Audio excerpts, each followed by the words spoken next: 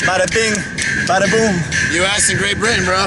Slightly older, slightly more overweight. Are you videoing that? No. Alright, when you're videoing, I'm going to do it.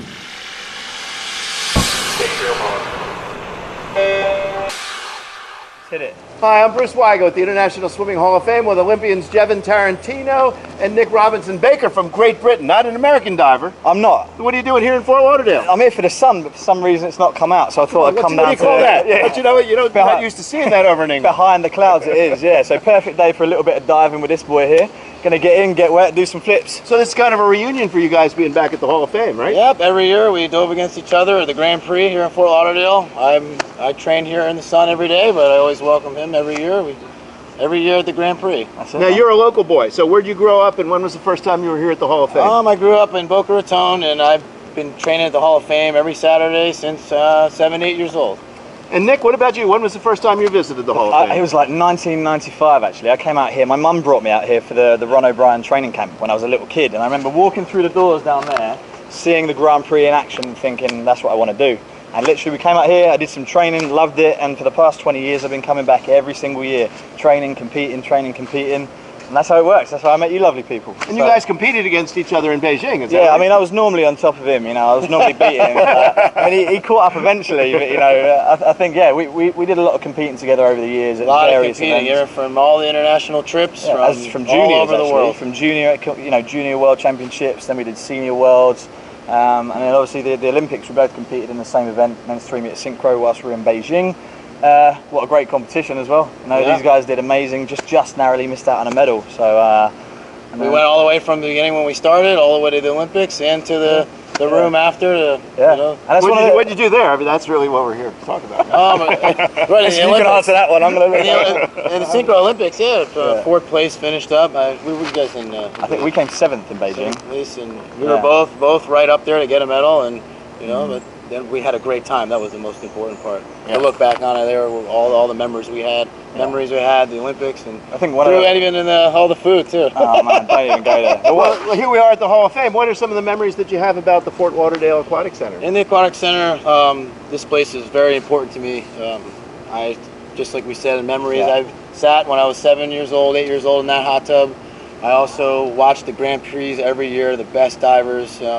You know, one of the most ones that people remember, Greg Louganis. Yeah. I watched him, even watched the divers after him at this meet. And when he mentions that name, Greg Louganis as well, you know, he's almost the epitome of the sport for the US. It's one of the names that we all remember. It's one of the names we all know. And I think what comes into my mind as well, with the likes of Louganis, with the likes of Jevon, it's legendary. This pool's here, it's called the International Swimming Hall of Fame, and in England we call it the Pool of Fame. Everybody that comes here is a legend. You know, you've got people that have done 5-time Olympic champions diving on this board stood behind us.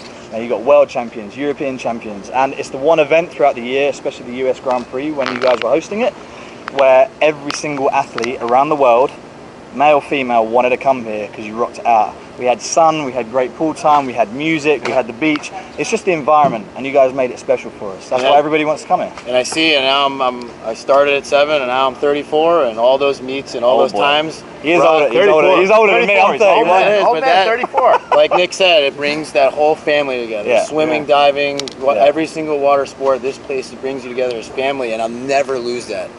Well, you guys are kids. I was here, you know, in the early 1960s, mid 1960s, when this place opened up, and saw Mickey King and Bob Webster and all these great divers, the heroes of the world of diving, and everyone since then up to Guo Jingjing and you know, all the great divers and you know, all the great Chinese divers, and this is a pool that they came to for the first time they came to America in 1980 when they came out of China. But what, you know, you've heard that the city of Fort Lauderdale has approved $27 million to renovate the facility. What do you think that's going to mean for diving? For me, it's the same thing as when this place brought all the memories. Now we're going to see and experience a new facility. It deserves that. And all these new kids that come into the programs are going to remember the history of this place and carry it on to the new.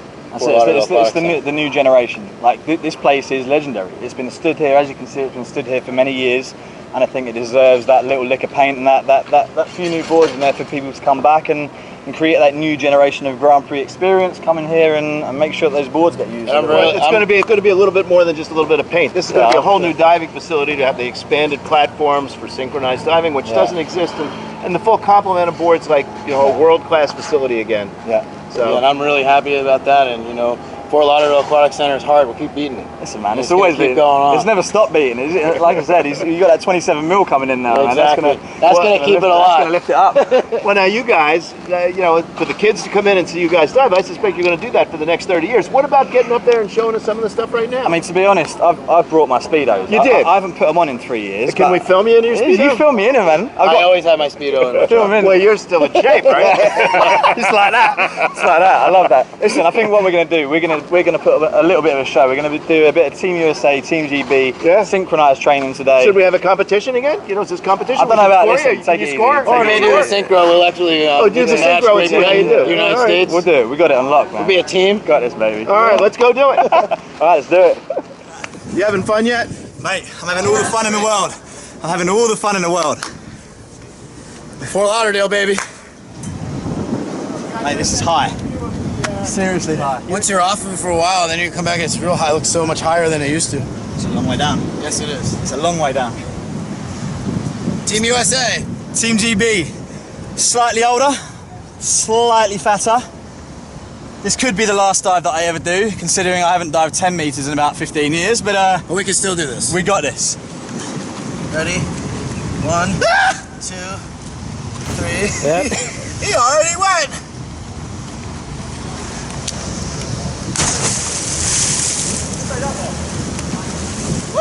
Fort Lauderdale, baby. 2018.